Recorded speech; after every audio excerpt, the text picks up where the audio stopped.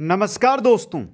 REET main exam अध्यापक भर्ती परीक्षा दोस्तों लेवल प्रथम व लेवल द्वितीय के अंदर जो राजस्थान पार्ट जोड़ा गया है दोस्तों, उसको हम देख रहे थे। कल हमारी जो क्लास थी उसके अंदर हमने राजस्थान की जो 5 सभ्यताएं जोड़ी गई है उनके बारे में अध्ययन किया था। आज हमारी क्लास नंबर 2 राजस्थान इतिहास की रहेगी, जिसके अंदर हम देखेंगे मारवाड़ का राठौड़ वंश दोस्तों। आगे हम बढ़ते हैं जैसे ही तो हमें मिलता है राजस्थान के राजवंश, और राजवंशों के अंदर सबसे पहला राजवंश आपके सामने मैं लेकर आया हूं, वो है राठौड़ राजवंश दोस्तों। मारवाड़ और बीकानेर में पहले हम मारवाड़ यानी जोधपुर का देख लेंगे, फिर बीकानेर का देखेंगे दोस्तों। अब मारवाड़ का जब हम राठौड़ वंश है ये पढ़ने लगते हैं तो ये बहुत लंबा होता है, एक साथ इतना अध्ययन करेंगे तो हम बोरिंग फीलिंग करेंगे दोस्तों, इसलिए हमने इसको 2 भागों के अंदर ले लिया है। आज हमारा जो भाग 1 रहेगा, इसके अंदर राव सिया जो संस्थापक है राठौड़ वंश के, उनसे लेकर गजसिंह प्रथम तक का है जो अध्ययन करेंगे दोस्तों। बचा हुआ पार्ट कल की क्लास के अंदर हमारे रहने वाला है। इसी के साथ सभी साथी है जो प्लेलिस्ट में जाकर क्लास अटेंड कर सकते हैं। रीट मेन अध्यापक राजस्थान इतिहास के नाम से बनी हुई है प्लेलिस्ट, वहां पर जाकर जो बाकी की कल की जो क्लास हुई है वो अटेंड कर सकते हैं। आगे आने वाली क्लासें आपको वहां पर मिल जाएगी। और जो भी साथी ये नोट्स लेना चाहते हैं, एक बार मित्रों लगभग 10 दिन का समय लगेगा, हम इतिहास को कंप्लीट कर लेते हैं। इतिहास विषय के नोट्स है वो आपको ऐप के माध्यम से उपलब्ध करवा दिए जाएंगे। अदर किसी भी प्रकार की जानकारी आप लेना चाहते हैं तो इंस्टाग्राम आईडी यहां पर दी गई है, उस पर जाकर आप मैसेज कर सकते हैं दोस्तों। तो शुरू करते हैं आज की इस क्लास को। एक बार सभी साथी वीडियो को लाइक शेयर, और जो नए साथी जुड़ रहे हैं वो चैनल को सब्सक्राइब जरूर कर लें। मित्रों वही चीज आपको पढ़ाऊंगा जो एग्जाम में आएगी, मतलब आरबीएससी और एनसीईआरटी का जो निचोड़ रहता है वही आपके सामने लेकर मैं आऊंगा दोस्तों। तो चलो करते हैं आज का राठौड़ वंश दोस्तों। पहले हम जानकारी ले लेते हैं कि जो ये राठौड़ शब्द हम सुनते हैं इसकी उत्पत्ति कहां से हुई है दोस्तों। तो देखिए राष्ट्रकूट शब्द से, और राष्ट्रकूट क्या है? दक्षिण भारत का एक राजवंश है राष्ट्रकूट। जब हम गुर्जर प्रतिहार पढ़ेंगे तो वहां पर राष्ट्रकूट आएगा दोस्तों। तो राष्ट्रकूट से ही राठौड़ शब्द की उत्पत्ति हुई है, और दक्षिण भारत का क्या एक राजवंश है दोस्तों। अब देखिए दोस्तों, जो आपका ये राष्ट्रकूट है इसको अगर हम प्राकृत रूप में लिखें, राष्ट्रकूट को प्राकृत रूप में लिखते हैं तो बनता है रठूड़ दोस्तों। क्या बनता है प्राकृत रूप इसका? रठूड़ बनता है दोस्तों। अब देखिए यहां पे कुछ विद्वान है जो राठौड़ या राठौड़ का अपभ्रंश राठौड़ को बताते हैं दोस्तों। किसका? कुछ विद्वान है जो राठौड़ या राठौड़। अब राठौड़ का अर्थ क्या होता है? जहां पर भी रहे अपना साम्राज्य यानी ठोड़ बना ले, उनको कहते हैं राठौड़ दोस्तों। तो आ गया यहां से उत्पत्ति कहां से हुई है।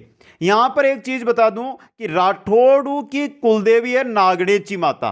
कौन है मित्रों? नागणेची माता। यह भी इंपॉर्टेंट क्वेश्चन है आपके लिए। राठौड़ की कुलदेवी नागणेची माता है दोस्तों। अब राठौड़ों की उत्पत्ति के जो स्रोत है उनके बारे में चर्चा कर लेते हैं। उनकी उत्पत्ति के बारे में क्या क्या बताया जाता है। तो देखिए यहां पे कर्नल जेम्स टोड और इनका समर्थन किया था विश्वेश्वर नाथ रेऊ ने दोस्तों। राठौड़ कन्नौज के शासक जयचंद गहड़वाल की क्या है? संतान है दोस्तों। मित्रों देखिए यहां पे जयचंद गहड़वाल की संतान किन्होंने बताया दोस्तों? कर्नल जेम्स टोड ने और विश्वेश्वर नाथ रेऊ ने। अब यहां पर देखिए जयचंद गहड़वाल, अब देखिए यहां से जयचंद गहड़वाल और जो गोरी है इनके मध्य युद्ध होता है।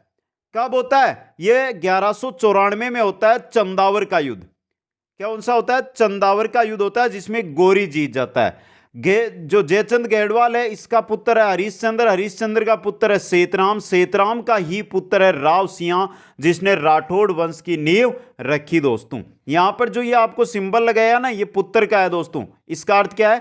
पुत्र। यानी कि जैसे आप इन नोट्सों को पढ़ो तो आपको हर एक चीज मिल जाए, उसी अकॉर्डिंग क्लास भी है, उसी अकॉर्डिंग ये नोट्स है आपको वहां पर ऐप पर मिलने वाले हैं दोस्तों। तो एक बार फिर से इस चीज को देखिए, कर्नल जेम्स टोड ने क्या कहा कि जो राठौड़ है ये क्या है दोस्तों? जो कन्नौज का शासक था, कन्नौज का शासक था जयचंद गहड़वाल, उसकी क्या है दोस्तों? संतानें हैं, ये बताया दोस्तों। दूसरा दिया गया जो भाट, हमारा जो इतिहास लिखते हैं उनके द्वारा, भाटू के द्वारा, जो राठौड़ है ये हिरण्य कश्यप की क्या है? संतान है। ये किसने बताया दोस्तों? ये किसने बताया? हीरा जो भाट है उन्होंने दोस्तों। इंपॉर्टेंट चीज। अगला देखिए, डॉक्टर गौरीशंकर हीराचंद ओझा ने क्या बताया? राठौड़ बदायूं यूपी के राठौड़ों के क्या है? वंशज। जो बदायूं यूपी के राठौड़ है उनके वंशज है, यह बताया डॉक्टर ओझा ने। डॉक्टर हार्नली ने क्या कहा? राठौड़ों को गैडवालों से अलग माना। हार्नली ने क्या कहा कि राठौड़ और गैडवाल है ये क्या है? अलग अलग है दोस्तों। तो ये क्वेश्चन भी आपके लिए क्या हो जाता है? इंपॉर्टेंट बन जाता है दोस्तों। अब देखिए यहां से आपको लगभग समझ में आ गया होगा कि कौन है जो कैसे उत्पत्ति हुई है। तो उत्पत्ति का स्रोत आपको याद रखना है, कौन से ने कौन सी उत्पत्ति बताई है यह आपको याद रखनी है दोस्तों। अब चलते हैं यहां से, हम चलेंगे राव सिया की ओर। किस ओर? राव सिया की ओर। सबसे पहले जो संस्थापक बनते हैं, शासक बनते हैं राठौड़ों के, वो बनते हैं राव सिया 1240 से लेकर 1273 ईस्वी के अंदर। अब देखिए मित्रों, यहां पर राठौड़ वंश के संस्थापक आदि पुरुष या मूल पुरुष किनको कहा जाता है? राव सिया को कहा जाता है। इन्होंने नींव कब रखी? 1240 ईस्वी के अंदर राठौड़ वंश की नींव इन्होंने रखी। तो यह भी इंपॉर्टेंट क्वेश्चन है आपके लिए जो इंपॉर्टेंट बन सकता है दोस्तों। आगे देखिए मित्रों, कहां पर रखी? पाली के आसपास। जो पाली है उसके आसपास इन्होंने सबसे पहले है जो नींव रखी थी दोस्तों। निर्माण किसका कराया? महुई गांव के पास पाली में एक दुर्ग का निर्माण करवाया था, काली नदी के किनारे दोस्तों। अब देखिए ये चार चीजें इंपॉर्टेंट है राव सिया के बारे में। यहां पर दो क्वेश्चन बन जाएंगे आपके लिए। पहला क्वेश्चन कि राठौड़ वंश का वास्तविक संस्थापक कौन है? समझे आप कि राठौड़ वंश है उनका वास्तविक संस्थापक कौन है? यह क्वेश्चन अच्छा और इंपॉर्टेंट बन सकता है। तो वास्तविक संस्थापक पूछा जाए तो राव सिया नहीं करना है, वहां पर आपको राव चुंडा करना है दोस्तों। राव चुंडा ये वास्तविक संस्थापक है, राव चुंडा, जिनके बारे में हम आगे पढ़ेंगे दोस्तों। तो एक बार यहां से देख लीजिए आपको लगभग समझ में आ गया है कि राव सिया राठौड़ वंश के संस्थापक है, मूल पुरुष है, आदि पुरुष है।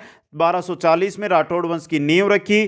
कहां पर? पाली के आसपास। निर्माण कराया महुई गांव के अंदर, दुर्ग का, जो काली नदी के किनारे पर है दोस्तों।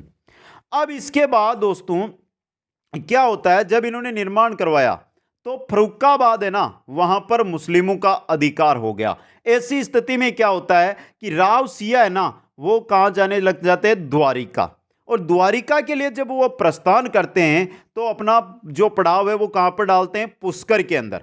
और पुष्कर के अंदर उनको मिलते हैं बीनमाल के ब्राह्मण दोस्तों, ब्राह्मण तीर्थयात्री। और उन्होंने क्या कहा कि हमें क्या करवाइए? जो मुस्लिम आक्रांत है उनसे मुक्त करवाइए दोस्तों। तो सिया ने जो ब्राह्मण है उनकी प्रार्थना पर जो बीनमाल के लुटेरे थे उनको क्या किया? वहां से मुक्ति दिला दी। कहानी बता रहा हूं याद रखने के लिए। उसके बाद जो पल्लीवाल ब्राह्मण थी उनकी भी प्रार्थना थी कि यहां पर भील, मीणा, मेर है, इनका आतंक है, तो उनको भी मुक्त करा दिया। उसके बाद जो इन मुस्लिमों से आक्रमण होता है, इनसे राड़ होती है, वो होती है लाख जवर के युद्ध में दोस्तों, 1273 ईस्वी के अंदर दोस्तों। लाख जवर का युद्ध, यानी ये बिट्टू है, बिट्टू गांव है पाली के आसपास, वहां का जो शिलालेख है उससे जानकारी मिलती है और वहीं पर यह पाली में युद्ध होता है, लाख जवर का युद्ध 1273 में राव सिया व सिंध के मुस्लिम लुटेरों के मध्य दोस्तों। जिसकी जानकारी किस में मिलती है? जिससे मिलती है बिट्टू शिलालेख से, जो कहां पर है? बिट्टू गांव पाली में है दोस्तों। अब देखिए युद्ध करते हुए वीरगति को क्या हो जाते हैं? राव सिया वीरगति को प्राप्त करते हैं दोस्तों। इनकी पत्नी कौन है? पार्वती सोलंकी क्या हो जाती है? सती हो जाती है।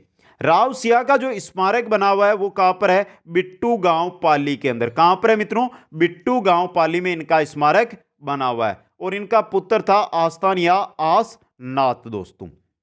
तो यहां पर आपको सब समझ में आ गया किस प्रकार युद्ध होता है, कैसे होता है। तो मुस्लिम आक्रांताओं से ये जो ब्राह्मण है उनको छुड़ाने के लिए युद्ध होता है इनका, पाली के नजदीक होता है, पहले पुष्कर में होता है, फिर पाली के आसपास चले जाते हैं, वहां पर होता है लाख जवर का युद्ध 1273 में राव सिया और मुस्लिम लुटेरों के मध्य। जानकारी बिट्टू शिलालेख से मिलती है। युद्ध करते हुए जो राव सिया है ये वीरगति को प्राप्त करते हैं। और यहां पर जो मुस्लिम लुटेरे वो गायों को लेकर जा रहे थे, ये गायों को छुड़ाने के लिए क्या कर रहे थे? ये युद्ध कर रहे थे दोस्तों।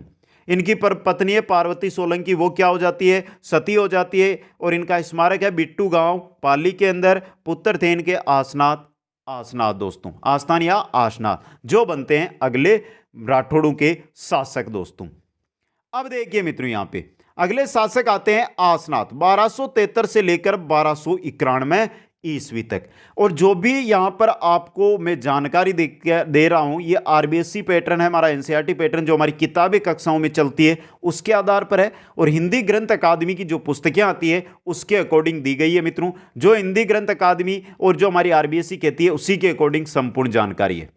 आसनाथ की हम बात करें तो पाली से हटाकर मुंदोज गांव में शक्ति का केंद्र इन्होंने बनाया। अपनी शक्ति पाली से कहां ले गए? मुंदोज गांव के अंदर दोस्तों। इडर व खेड़ पर अधिकार किया, इडर व खेड़ पर इन्होंने क्या कर लिया? अधिकार कर लिया दोस्तों। अलाउद्दीन खिलजी से युद्ध करते हुए वीरगति को प्राप्त हुए कब? 1291 ईस्वी के अंदर। ये थे आसनाथ जी। आगे चलते हैं, आसनाथ जी के बाद अगले जो शासक बनते हैं वो बनते हैं राव दुहड़। कौन बनते हैं? राव दुहड़ दोस्तों। अब देखिए राव दुहड़ के बारे में। प्रत्यारू को परास्त कर मंडोर पर अधिकार किया और प्रत्यारू से संघर्ष करते हुए ही वीरगति को प्राप्त हो गए। यानी कि इन्होंने मंडोर पर संघर्ष किया लेकिन प्रत्यारू ने वहां पर अटैक किया तो वापस उनका अधिकार हो गया। तो यहां पर क्या हुआ? मिला जुला हुआ चल रहा है मंडोर और गुर्जर प्रत्यारू के बीच में दोस्तों। एक बार इन्होंने जीता, दूसरी बार वो उन्होंने शासन इस पर कर लिया। कर्नाटक से चक्रेश्वरी की मूर्ति लाए, चक्रेश्वरी माता की मूर्ति कर्नाटक से लेकर आए, नागणेची माता के नाम से स्थापित। कहां पर? नागणा गांव बाड़मेर में अंदर, और यही है राठौड़ों की कुलदेवी। तो यहां पे देखिए ये क्वेश्चन अच्छा बन सकता है। नागणा माता या नागणेची, नागणा गांव के अंदर नागणेची माता का जो मंदिर है उसकी स्थापना किसने करवाई है? राव दुहड़ जी ने दोस्तों। जो चक्रेश्वरी जो माता की मूर्ति है वो कर्नाटक से लेकर आए थे दोस्तों।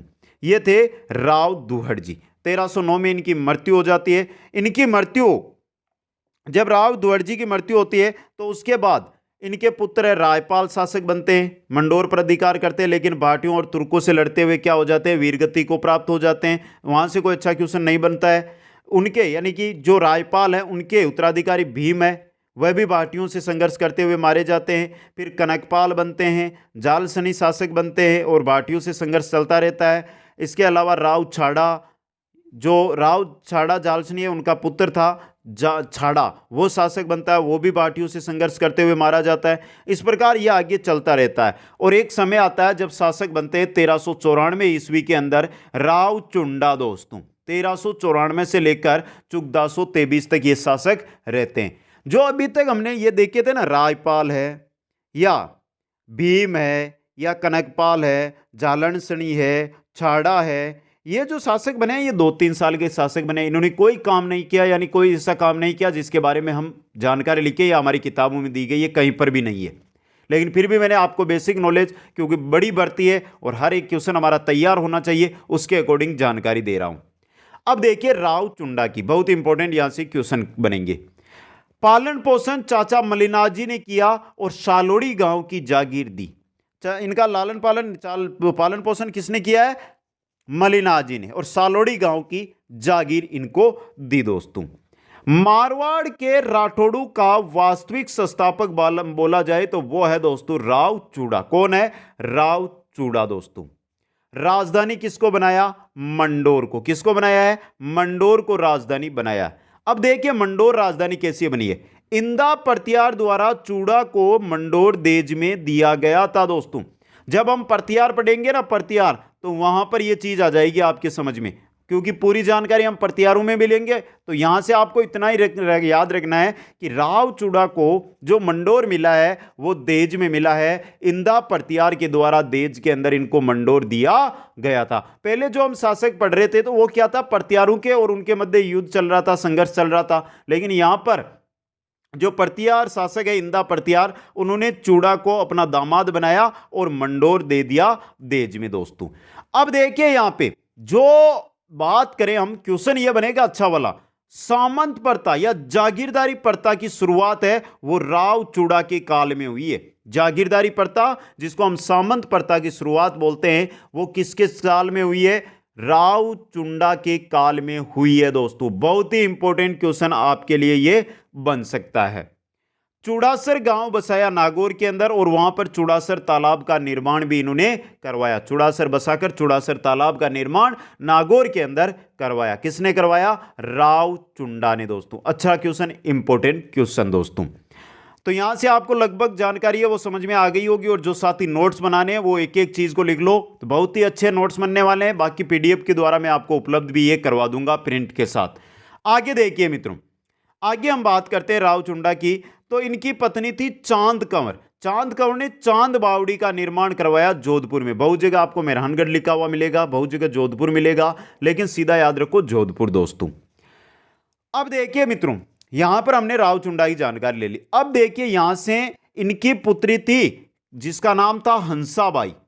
राव चुंडा की पुत्री थी हंसाबाई, जिसका विवाह मेवाड़ के शासक लाखा के साथ किया गया। मेवाड़ के शासक कौन है? लाखा। उनके साथ विवाह किया गया राव चुंडा की पुत्री हंसाबाई। हंसाबाई का दोस्तों, जो आवल बाउल की संधि में हमारे बहुत इंपॉर्टेंट काम में आएगी। आवल बाउल की संधि होगी ना आगे जाकर, जब राव जोधा शासक बनेंगे उस समय दोस्तों ये काम में आएंगी। कौन? हंसाबाई दोस्तों। मृत्यु हो जाती है राव चुंडा है उनकी 15 मार्च 1423 में बाटियों से युद्ध करते हुए। 1423 में इनकी मृत्यु हो जाती है। इनके पुत्र थे कान्हा व रणमल दोस्तों। कान्हा व रणमल। रानी किशोरी कंवर के प्रभाव में आकर छोटे पुत्र कान्हा को उत्तराधिकारी क्या कर दिया? घोषित इन्होंने कर दिया। किसको घोषित किया है? छोटे पुत्र कान्हा को दोस्तों। अब देखिए मित्रों, जो कान्हा के बारे में हम जानकारी लेंगे उससे पहले एक बार वापस इस चीज को देख लिए। पत्नी ने चांद कंवर है, जो पत्नी इन्होंने चांद बावड़ी का जो निर्माण करवाया है वो कहां पर करवाया है? जोधपुर में। हंसाबाई का इन्होंने विवाह किया है, जो पुत्री थी इनकी लाखा के साथ। मृत्यु 1423 15 मार्च को भाटियों से युद्ध करते हुए। इनका पुत्र कान्हा व रणमल था दोस्तों। और किशोरी कंवर इनकी रानी थी, उसके प्रभाव में ये आए और छोटे पुत्र को क्या कर दिया? कान्हा को उत्तराधिकारी घोषित कर दिया, जबकि बड़ा पुत्र कौन था? रणमल था। शासक आगे जाकर रणमल ही बनना है, लेकिन कान्हा को इन्होंने उत्तराधिकारी घोषित किया था दोस्तों। तो यहां से जो मुख्य क्वेश्चन थे वो मैंने बता दिए। चूड़ासर गांव बसाया, सामंत प्रथा की शुरुआत की, मारवाड़ के राठौड़ों के वास्तविक संस्थापक है, राजधानी मंडोर को बनाया, इंदा प्रतिहार द्वारा मंडोर इनको देज में दिया गया था। आगे चलिए, ये आ गया आपके राव कान्हा दोस्तों। देखिए मित्रों, अब यहां पर जो किंवदंती है उसके अनुसार क्या है कि करणी माता ने कान्हा की क्या करवा दी? हत्या करवा दी। ये तो है किंवदंती दोस्तों। जबकि कान्हा के बारे में कहा जाता है कि चुंडा के बाद कान्हा बनते हैं मारवाड़ के शासक।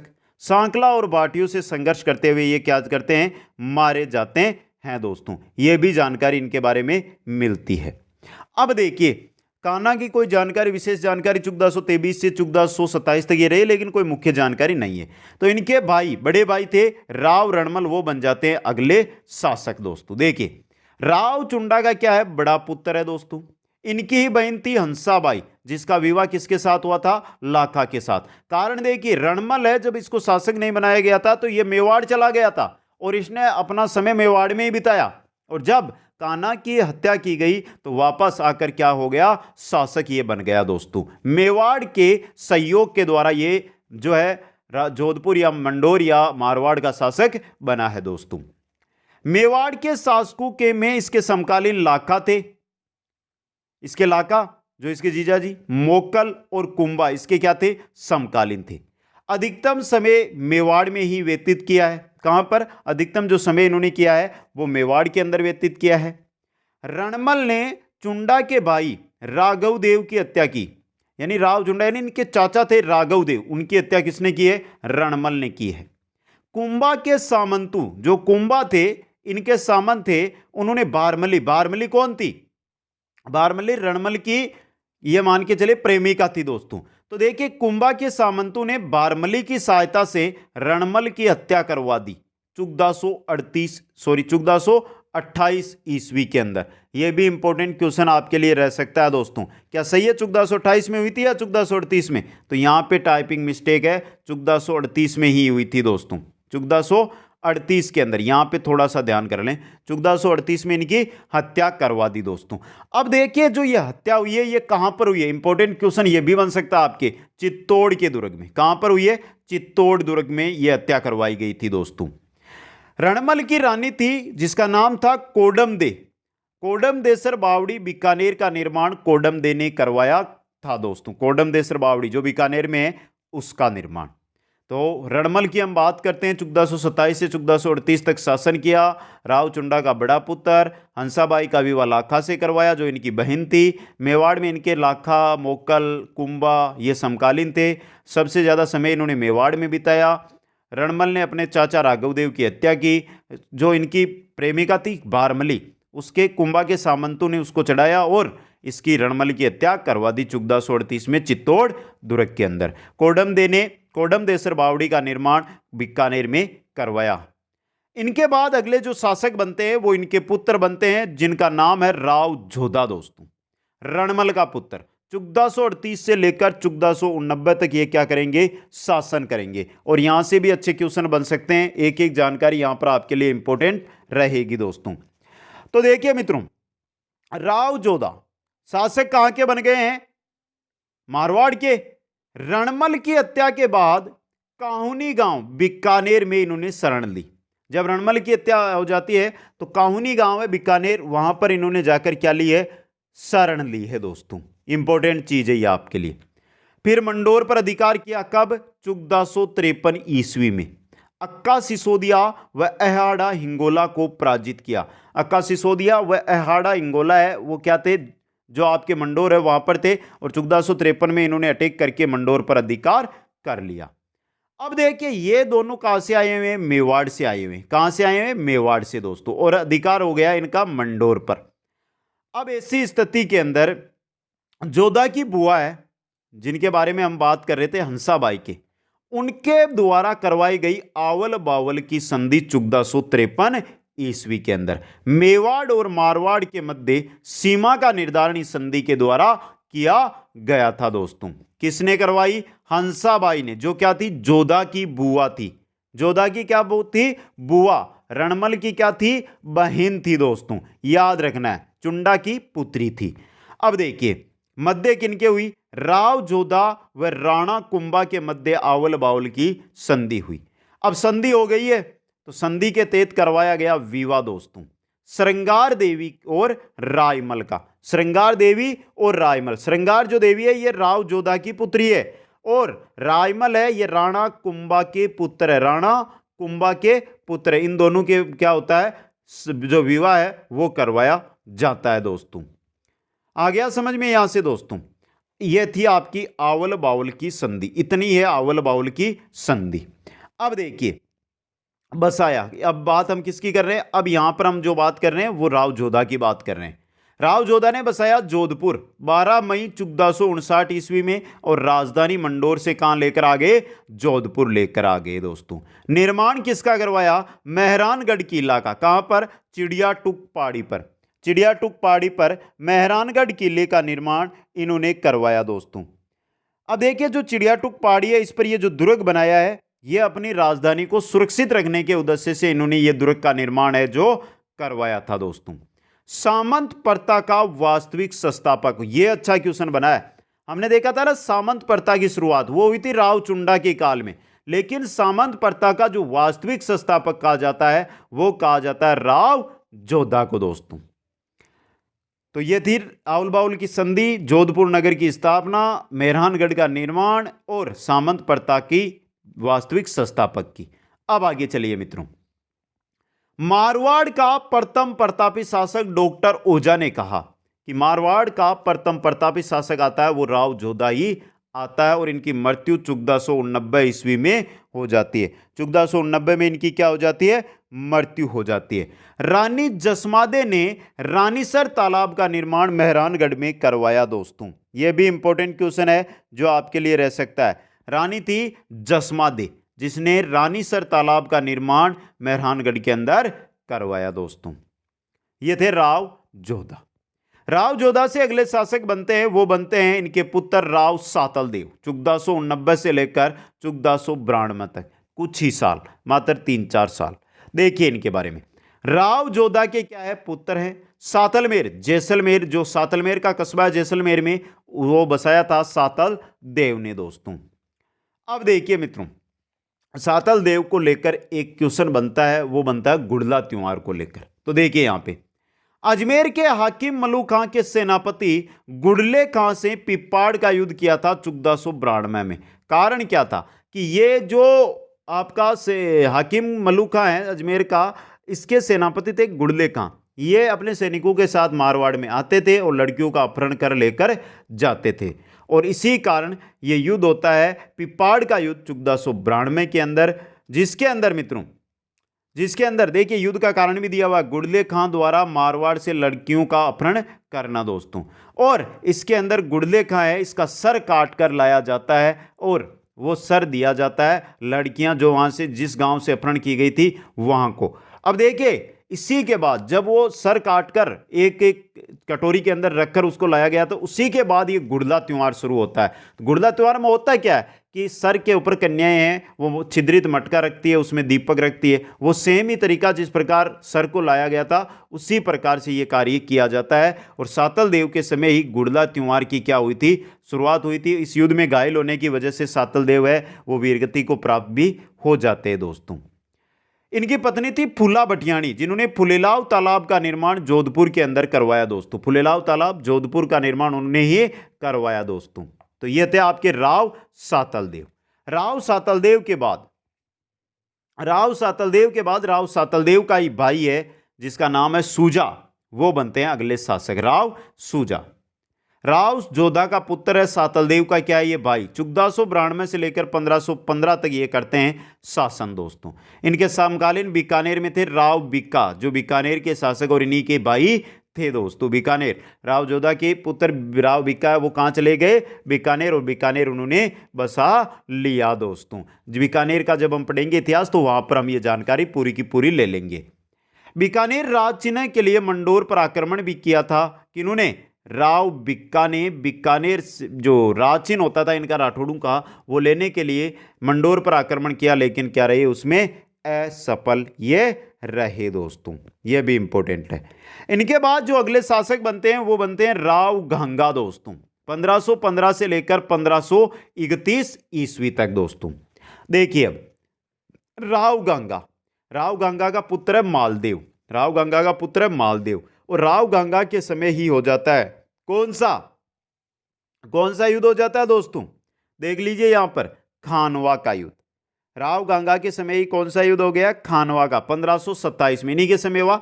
तो खानवा युद्ध में 1527 में सांगा की सहायता के लिए मालदेव को, इनके पुत्र मालदेव को सेनापति के रूप में 4000 सैनिकों के साथ खानवा युद्ध में राव गंगा ने भेजा था। इसकी वजह से सांगा और गंगा के मध्य क्या हो जाते हैं, अच्छे संबंध स्थापित हो जाते हैं। राव गंगा है ये क्या थे, अफीम के नशे का शौकीन था, अफीम का जो नशा होता है उसका शौकीन था। 1529 ईस्वी में राव सेका द्वारा जोधपुर पर आक्रमण किया गया। सेवकी का युद्ध राव सेका जिसमें हुआ पराजित, यानी गंगा जो जोधपुर का शासक है, तो जो राव सेका है उसके द्वारा अटैक किया गया था, राव सेका के द्वारा अटैक किया गया। सेवकी का युद्ध हुआ जिसमें राव गंगा जीतते हैं और राव सेका उसमें क्या हो जाते हैं, हार जाते हैं दोस्तों। ये भी इंपॉर्टेंट क्वेश्चन आपके लिए रहेगा दोस्तों।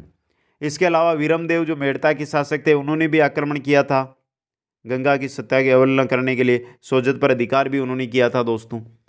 मालदेव ने गंगा की हत्या कर दी, मारवाड़ का पितरहंता मालदेव है उसने क्या कर दी है, गंगा की हत्या।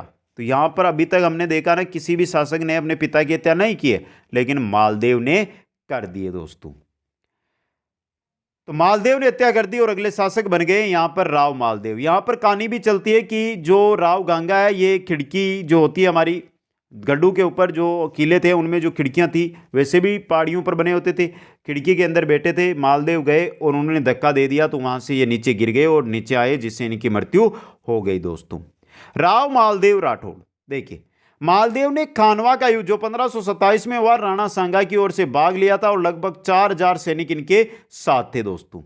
मारवाड़ का है प्रथम पितरहंता शासक, इनको उपाधियां दी गई है 52 युद्धों का विजेता, हिंदू बादशाह, हिंदुस्तान का सबसे शक्तिशाली राजा फरिश्ता ने कहा, हसमत वाला शासक फारसी इतिहासकारों ने कहा। ये 4 उपाधियां मालदेव की उपाधियां और इंपॉर्टेंट उपाधियां। सबसे इंपॉर्टेंट है हसमत वाला शासक, किस शासक को कहा गया? मालदेव राठौड़ को कहा गया दोस्तों। इनके अलावा एक महान पुरुषार्थी राजकुमार भी बदायूनी ने इनको कहा था। सेनापति थे जेता व कुंपा। इनके सेनापति कौन थे? जेता व कुंपा।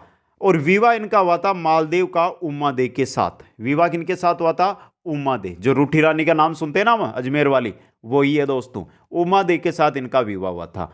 अब देखिए यहां पर चारों उपाधियां आपको याद रखनी है, अच्छी क्वेश्चन बनता है यहां से।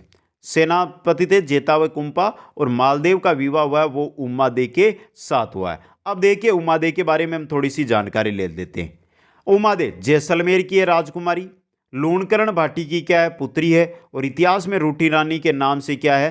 प्रसिद्ध है, और महासती इनको कहा जाता है दोस्तों।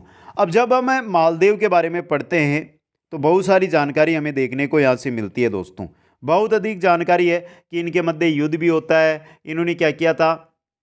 जो आशा बारट है ना, आशा बारट, उसको समझाने के लिए, क्योंकि जो ये रूठी रानी है ना उम्मादे, ये तारागढ़ अजमेर में रहती थी, तो आशा बारट को समझाने के लिए भेजा था। लेकिन आपको पता है ना, घर तो किसी का बसने ही नहीं देते हैं। और आशा बारट यहाँ पर आए तो उन्होंने क्या किया? इनको भर दिया वापस, एंटी भर दिया कि वहाँ पहले उनकी पत्नी है, आप जाओगे, दो दो रानियों के साथ रहोगे। इस प्रकार जो समझाइश के तौर पर आए थे उन्होंने इनमें क्या कर दी? यहाँ पर जो चुगली होती है ना वो कर दी, जिसके द्वारा ये वापस नहीं गई जोधपुर दोस्तों। अब देखिए निर्माण जो मालदेव ने करवाए वो करवाए सोजत किला पाली में, मालकोट किला मेड़ता में, पोखरण का किला जैसल में। यही पोखरण का किला है जो हम आगे पढ़ेंगे, बेचा जाएगा राव चंद्र सेन के द्वारा। समझे आप? आगे पढ़ेंगे इसके बारे में, पोखरण किला जिसका निर्माण मालदेव ने करवाया है दोस्तों। अब चलिए मित्रों, अब बात कर लेते हैं आगे चलकर हम जो इनके युद्ध होते हैं, जिनमें पहला आता है पाहेबा साहेबा का युद्ध। पाहेबा साहेबा का युद्ध, पहला युद्ध जो होता है उसके बारे में हम बात करते हैं दोस्तों। पाहेबा साहेबा का युद्ध। अब बहुत जगह 1541 दिया हुआ मिलता है, बहुत जगह आपको 1542 भी दिया हुआ मिलेगा, तो ये कंफ्यूज ना हो मित्रों। आप अगर एनसीईआरटी की तरफ जाएंगे तो वहां पर आपको क्या मिलेगा? 1542 लिखा हुआ मिलेगा। जबकि आप एनसीईआरटी आरबीएससी की तरफ या हिंदी ग्रंथ अकादमी की तरफ जाएंगे तो 1542 लिखा हुआ मिलेगा। जबकि हमारी आरबीएससी की जो किताबें चलती है उनके अंदर 1541 दिया हुआ है। तो मित्रों आप जिस अकॉर्डिंग तैयारी कर रहे हैं उस अकॉर्डिंग इसको याद रखना।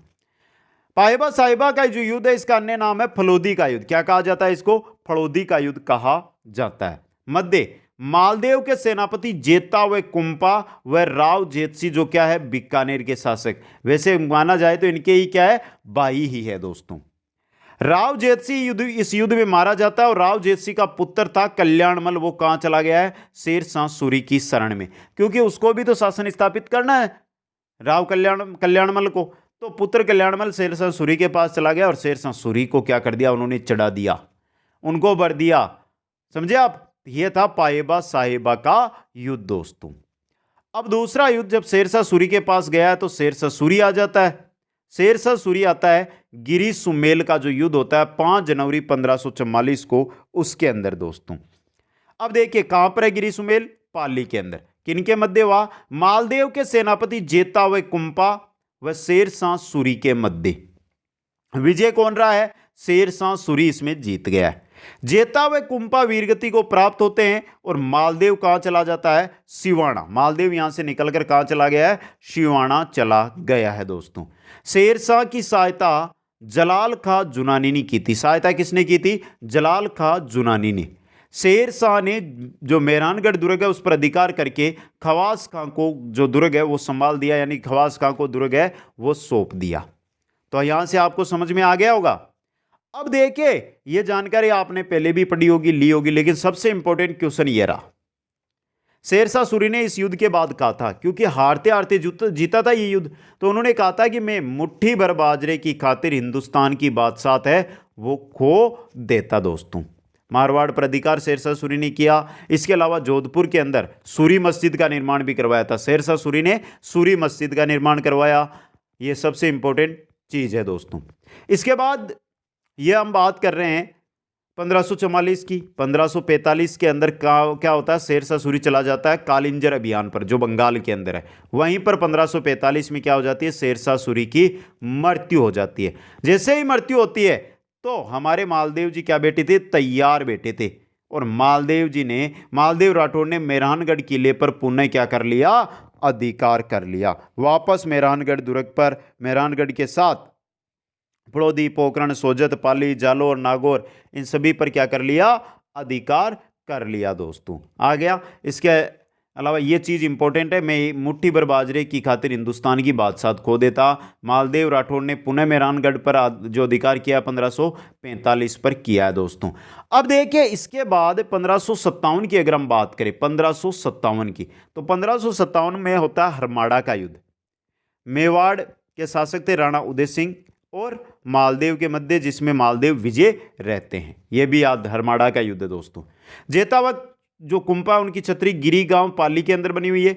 उमादे को एक बार वापस मनाने के कार्य किया था आशा बारट ने, लेकिन उल्टा हो गया, उन्होंने उल्टा कार्य कर दिया वहां पर। उमादे तारागढ़ अजमेर में रही और मालदेव के पुत्र थे राम उदय सिंह और चंद्रसेन। अगला शासक कौन बनेगा, चंद्रसेन बनेगा।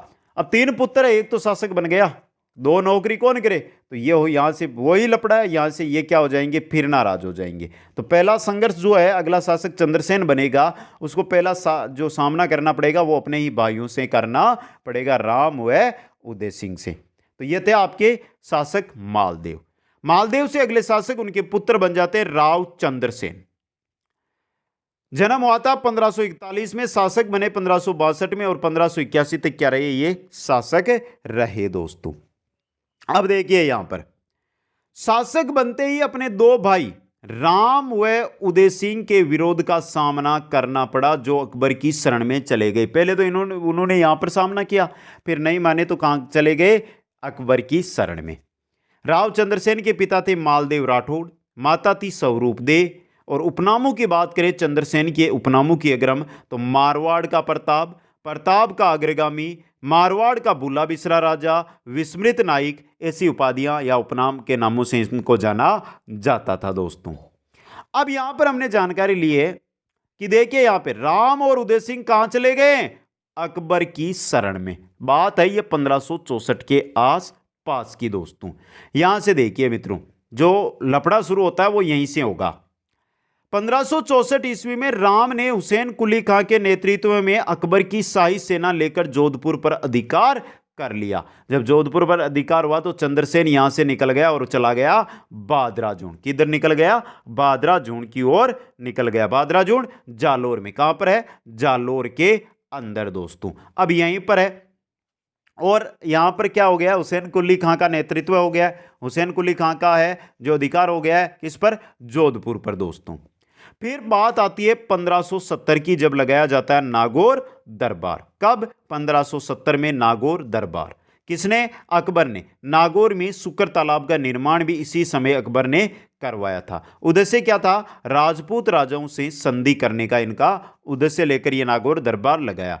कौन कौन आए, वैसे तो बहुत आए, जो मुख्य रूप से हैं, बीकानेर से कल्याणमल, जैसलमेर से हर्राय बाटी, मारवाड़ से राम चंद्रसेन और उदय सिंह, तीनों भाई, तीनों के तीनों भाई है जो इसके अंदर आते हैं। लेकिन चंद्रसेन को छोड़कर सभी ने नागौर दरबार में अकबर की अधीनता स्वीकार कर ली। कारण, अकबर का चंद्रसेन के भाई राम व उदय सिंह के प्रति जो घनिष्ठ लगाव था, उसी कारण से चंद्रसेन वहां से वापस निकलकर कहां चले गए, बादराजून की ओर वापस लौट गए दोस्तों। क्योंकि घनिष्ठ संपर्क था राम और उदय सिंह का, इस वजह से क्या हो गए, चंद्रसेन ने सोचा कि आगे अगर इनसे हम अधीनता स्वीकार करते हैं तो राम या उदय सिंह में से ही शासक बनेंगे, हमारा नंबर आने वाला नहीं है, इसलिए वहां से निकलकर चले गए दोस्तों।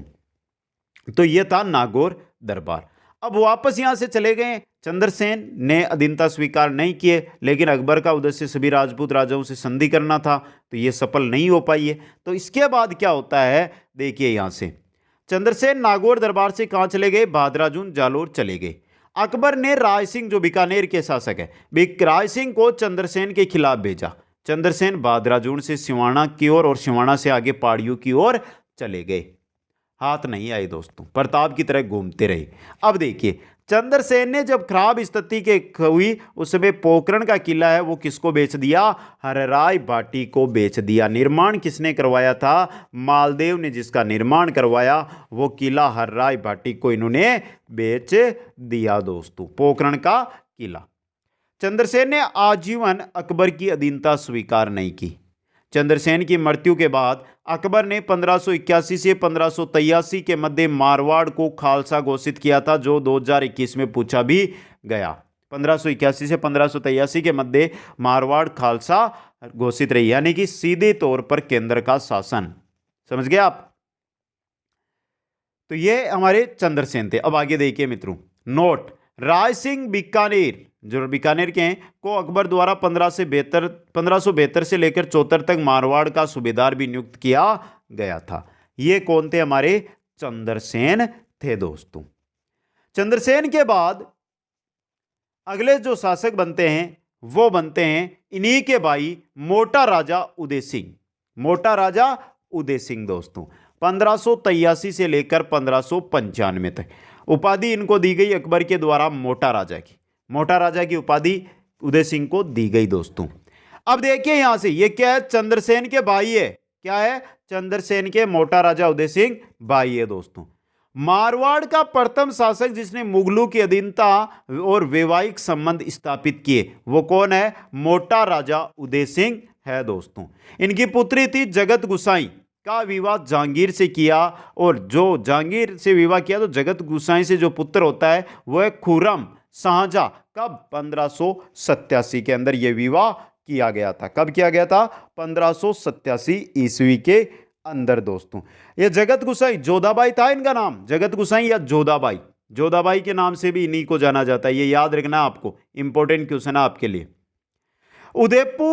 उदय सिंह के समय ही मारवाड़ चित्रशैली पर मुगलों का प्रभाव पड़ा। जब उदय सिंह शासक थे उसी समय जो मारवाड़ चित्रशैली है उस पर क्या पड़ा? मुगलों का प्रभाव पड़ा। उदय सिंह का पुत्र था किशन सिंह, और किशनगढ़ की हम बात करते हैं ना, तो ये उदय सिंह का ही पुत्र है किशन सिंह, जो आ गया वहां से किशनगढ़, और किशनगढ़ बसाया 1609 में। जो किशनगढ़ है ना, मार्बल मंडी, वो किशन सिंह ने बसाया था, उदय सिंह का पुत्र था। मोटा राजा उदय सिंह की मृत्यु हो जाती है 1695 में। कब हो जाती है? 1595 ईस्वी में। कहां पर? लाहौर के अंदर दोस्तों। लाहौर में इनकी मृत्यु 1595 के अंदर हो जाती है। इंपॉर्टेंट। अब देखिए, राठौड़ों की शक्ति का केंद्र पहला मारवाड़, दूसरा बीकानेर, और तीसरा बन गया किशनगढ़। ये तीसरा शक्ति का केंद्र राठौड़ों को बनाया, वो किशनगढ़ बनाया दोस्तों। ये भी इंपॉर्टेंट आपके लिए क्वेश्चन रह सकता है। ये थे उदय सिंह। उदय सिंह से आगे शासक बनते हैं सूर सिंह, 1595 से 1619 तक। देखिए, उपाधि इनको दी गई सवाई सूर सिंह की अकबर के द्वारा। समकालीन थे अकबर व जहांगीर के। जहांगीर ने 5000 का मनसब इनको प्रदान किया था, और सूर सिंह वंश प्रशस्ति माधव भट्ट श्रीमाली के द्वारा इन्हीं के समय लिखी गई, और इनकी मृत्यु हो जाती है 1619 के अंदर। तो यहां से सवाई उपाधि किनको मिली है? सूर सिंह को मिली है अकबर के द्वारा। पहला क्वेश्चन, इंपॉर्टेंट क्वेश्चन दोस्तों। सवाई सूर सिंह है, इनको 5000 का मनसब भी मुगलों के द्वारा यानी कि जहांगीर के द्वारा दिया गया था। सूर सिंह वंश प्रशस्ति किनके समय की है? सूर सिंह, सवाई सूर सिंह के समय की है दोस्तों। इनके बाद अगले जो शासक बनते हैं मारवाड़ के, वो बनते हैं गज सिंह प्रथम, 1619 से लेकर 1638 तक। कौन बने हैं? गज सिंह अगले शासक बने। यहां से भी इंपॉर्टेंट क्वेश्चन आपको देखने को मिल सकता है दोस्तों। तो देखिए, गज सिंह शासक बन गए। इनको जहांगीर के द्वारा उपाधि दी गई थी दलथंबन की। गज सिंह को जहांगीर के द्वारा दलथंबन की उपाधि दी गई थी। पहला ही क्वेश्चन, इंपॉर्टेंट क्वेश्चन। राज्याभिषेक कहां पर हुआ था? बुरहानपुर में। जहांगीर ने जो गज सिंह है उनके लिए सिरपाव भेजा। कहां पर? बुरहान पर। और वहीं पर इनके टीके का क्या किया गया था? दस्तूर किया गया था। 3000 की जात और 2000 का सवार, यानी कि इनको मनसब दिया गया। 3000 जात, 2000 का सवार इनको मनसब के रूप में जहांगीर ने दिया दोस्तों। उपनाम की अगर हम बात करें गज सिंह की, तो मारवाड़ का बदनाम शासक इनको कहा जाता है। क्या कहा जाता है? मारवाड़ का बदनाम शासक। दरबारी कवि में हेमकवि है जिनका गुणभाष्य ग्रंथ है। केशवदास गार्डन है जिनका गज गुण रूपक ग्रंथ है। हेमकवि और केशवदास गार्डन। इनके पासवान कौन थी? अनारा बेगम। इनकी पासवान कौन थी? अनारा बेगम इनकी पासवान थी दोस्तों। यह भी क्वेश्चन इंपॉर्टेंट है आपके लिए, तभी इनको मारवाड़ का बदनाम शासक कहा गया दोस्तों। अब देखिए मित्रों, गज सिंह की जब हम बात करते हैं तो यहां से दो चीज बढ़ती है। इनके पुत्र थे दो, एक थे अमर सिंह राठौड़, दूसरे थे जसवंत सिंह। अमर सिंह राठौड़ सांझा ने नागौर का परगना इनको दिया था। सांझा ने नागौर का परगना अमर सिंह राठौड़ को दिया था दोस्तों। यह भी इंपॉर्टेंट क्वेश्चन आपके लिए रह सकता है और अच्छा क्वेश्चन है। जसवंत सिंह है जो आगे हमारे क्या बनेंगे, अगले शासक हमारे बनने वाले हैं, मारवाड़ यानी कि जो जोधपुर है इसके दोस्तों। तो इस चीज को आपको याद रखना है। अब आगे हम चलते हैं दोस्तों। ये जो हमने अध्ययन किया अभी तक दोस्तों, वो अध्ययन गज सिंह के बारे में कर लिया आपके सामने। दूसरी बात, दलथम्बन की जो उपाधि है ये 1621 में दी गई थी। ये भी क्वेश्चन आपके लिए इंपॉर्टेंट बन सकता है दोस्तों। जहांगीर के द्वारा 1621 में ये उपाधि दी गई थी दोस्तों। दूसरी बात यहां पर देखिए, अमर सिंह राठौड़ है बड़े पुत्र, जसवंत सिंह है छोटे पुत्र, लेकिन जो प्रेमिका थी ना अनारा बेगम, इनकी प्रेमिका थी अनारा बेगम, उसके प्रभाव में आए और छोटे पुत्र जसवंत सिंह को इन्होंने क्या कर दिया, उत्तराधिकारी घोषित कर दिया। अमर सिंह चले गए कहां पर, दिल्ली दरबार के अंदर, शाहजहां के दरबार के अंदर, और शाहजहां ने क्या किया, नागौर का परगना दे दिया अमर सिंह राठौड़ को दोस्तों। अब देखिए मित्रों, यहां पर हमने गज सिंह तक ये अध्ययन करना था आज की क्लास में, लेकिन अमर सिंह राठौड़ जो क्वेश्चन, बहुत अच्छे क्वेश्चन बनते हैं यहां से, तो अमर सिंह राठौड़ के बारे में हम थोड़ा अध्ययन कर लेते हैं दोस्तों। कहानी है, एक कहानी आपको मैं सुना दूंगा, पूरी कहानी आपको याद रखनी है दोस्तों।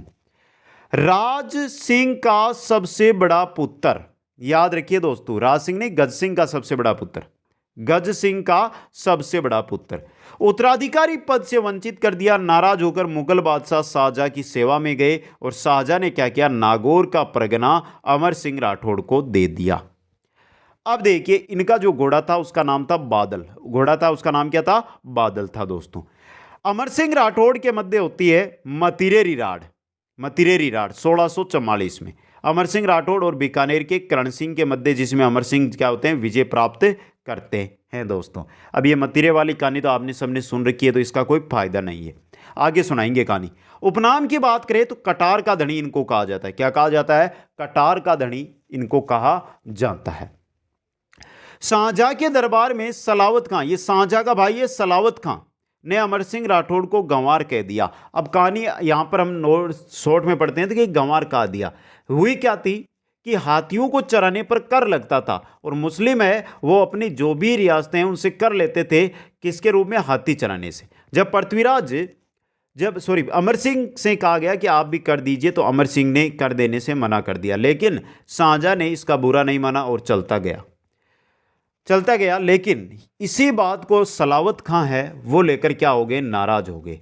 जब इनको बुलाया गया कहां पर, दरबार के अंदर, दरबार के ये अंदर गए, तो वहां पर क्या किया गया, सलावत खां ने, जो कहानी है उसके अकॉर्डिंग बता रहा हूं मैं, सलावत खां ने इनकी क्या कर दी, वहां पर बेइज्जती, माने हम बेइज्जती करना चाहे इनको, और बेइज्जती के रूप में गंवार का और अब शब्द इनको कहे दोस्तों। तो इस स्थिति के अंदर क्या करते हैं, अमर सिंह है उन्होंने सलावत खां को एकदम से तलवार निकाली और सलावत खां का धड़ अलग, सिर और धड़ को अलग कर दिया। इससे क्या होता है कि जो शाहजहां अपनी गद्दी पर बैठे थे वो भी वहां से उठकर साइड में छुप गए दोस्तों। बाद में सैनिकों ने जब इन पर अटैक किया तो इन्होंने हर एक सैनिक की धड़ है वो अलग करते गए, और वहां से आगरा की पोर्ट की बात है ये, आगरा किले से अपने घोड़े को कुदाकर वापस आ गए घर। लेकिन फिर क्या हुआ, इनका साला था जिसका नाम था अर्जुन गौड़। इनका साला कौन था, अर्जुन गौड़। अर्जुन गौड़ को शाहजहां ने भेजा कि आप उनको कैसे भी लेकर आइए। अर्जुन गौड़ को बोला कि जो शाहजहां है, शासक है, हमारे बादशाह है, वो आपसे खुश है, और वो जो बहादुर सेनानायक है उनको खोना नहीं चाहते, आपको बुला रहे हैं। तो वहाँ पर वो लेकर गए, और किया क्या गया कि एक छोटा सा गेट लगाया गया, कि जो गेट है वो उसकी साइज लगभग 4 फुट के आसपास रखी गई, जिससे जब भी अमर सिंह उसके अंदर घुसे तो उनका क्या, वो सर झुक जाए। लेकिन अमर सिंह क्या करेंगे, साइड से चले गए, उससे नहीं गए, और साइड से चले गए। जैसे ही वहां पर गए तो अर्जुन गौड़ ने इनकी क्या कर दिया, छुरा रोप दिया, और वहीं पर इनकी क्या हो जाती है, मृत्यु हो जाती है दोस्तों। फिर क्या होता है दोस्तों, इनका सहयोगी था बलू सिंह चंपावत, ये और कुछ राजपूत सैनिकों के साथ वहां आगरा पोर्ट में जाते हैं। वहां से जब ये जाते हैं तो युद्ध होता है, युद्ध होते हुए ये अंदर पहुंचते हैं, तो उन्होंने देखा कि अमर सिंह की जो बॉडी है यहाँ पर पड़ी है, तो उस बॉडी को ये लेकर वहां से वापस युद्ध करते हुए बाहर आते हैं और घोड़े को ऊपर से ही कुदाते हैं दोस्तों। ये बात आपने सुनी होगी। अब देखिए वहां से ये निकल जाते हैं, लेकिन सबसे क्वेश्चन, अमर सिंह जो दरवाजा है वो कहां पर है? आगरा फोर्ट के अंदर। अभी वर्तमान में भी ये लगाया गया है वहां पर। तो ये सहयोगी बलू सिंह चंपावत है और छतरी इनकी नागौर में है, 16 खंभों की छतरी नागौर के अंदर बनी हुई है दोस्तों। तो आज की क्लास में हमने गज सिंह तक देख लिया। कल हम जसवंत सिंह से शुरू करेंगे। कौन से? जसवंत सिंह से हम अगली क्लास है। 2 ही क्लासों में पूरा का पूरा मारवाड़ पढ़ा दूंगा और आप कहीं पर भी चले जाना, कितनी भी क्लासें अटेंड कर लेना, ऐसी क्लास आपको कहीं पर भी नहीं मिलेंगी। तो हम कल जसवंत सिंह, जो आपको पता है दोस्तों गज सिंह के ही पुत्र है जसवंत सिंह, जो अमर सिंह तो नागौर आ गए, अब बचे कौन है? जसवंत सिंह जो शासक बनेंगे। जसवंत सिंह से शुरू करके एकीकरण, जब महाराजा हनुमंत सिंह के समय एकीकरण होगा तब तक का पूरा अध्ययन है, कल की क्लास में कर लेंगे। हर एक निचोड़ आपको आज यहां पर मिला, बाकी हम प्रश्न उत्तर करेंगे तो बहुत अच्छी तरह आपको समझ में टॉपिक आ जाएगा। मित्रों क्लास छोड़ नहीं रहना, एक जानकारी आपके लिए बोल रहा हूं, कमेंट कर देना और बता देना क्लास आपको कैसी लगी। शॉर्ट के अंदर क्लास और सबसे अधिक अध्ययन आपको सिर्फ मिलेगा तो वो यहीं पर मिलेगा। नोट्सों की चिंता मत करो मित्रों, आपको लगभग 20 या 25 दिन में लगभग ये मानकर चलो राजस्थान हिस्ट्री है या कला संस्कृति के करीब करीब नोट्स है, क्लासेस जैसे ही शुरू होगी नोट्स आपके पास आ जाएंगे। वीडियो को लाइक शेयर और जो नए साथी है चैनल को सब्सक्राइब करें और जिनको क्लास पसंद आई है वो इंस्टाग्राम पर आकर फॉलो जरूर करें। आप सभी को बहुत बहुत धन्यवाद। जय हिंद, जय भारत।